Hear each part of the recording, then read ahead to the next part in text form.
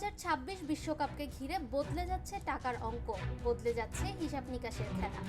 দলগুলো শুধু গোলের লড়াই নয়, এবার লড়বে কোটি কোটি ডলারের পুরস্কারের জন্য। আর্থিক চাপ, ভ্রমণ ব্যয় আর করের বোঝা সবকিছুর হিসাব কষে অবশেষে বড় সিদ্ধান্তের পথে ফিফা। বিশ্ব ফুটবলের সবচেয়ে বড় আসর 2026 ফুটবল বিশ্বকাপকে সামনে রেখে প্রাইজ মানি ও অংশগ্রহণ ফি বাড়ানোর সিদ্ধান্ত নিচ্ছে FIFA. And it's been agreed that prize money for the World Cup in the USA, Canada and Mexico in the summer is going to go up 50% compared to the prize money that was on offer at the last World Cup in Qatar in 2022. ইতোমধ্যে এ বিষয়ে নীতিগতভাবে সম্মতি দিয়েছে সংস্থাটি।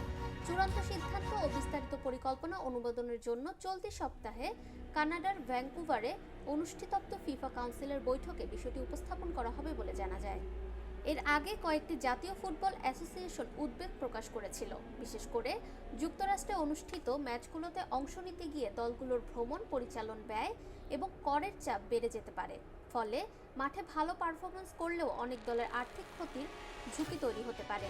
এই প্রেক্ষাপটে prize money বাড়ানোর উদ্যোগ নিয়েছে ফিফা। ফিফার এক মুখপাত্র জানান, 211টি সদস্য দেশের উন্নয়ন তহবিল এবং অংশগ্রহণকারী দলগুলোর আর্থিক সহায়তা বৃদ্ধির প্রস্তাব নিয়ে আলোচনা চলছে। ফিফা আরও জানিয়েছে, 2026 বিশ্বকাপ ফুটবলের অর্থনৈতিক কাঠামোয় একটি গুরুত্বপূর্ণ মাইলফলক হয়ে উঠবে।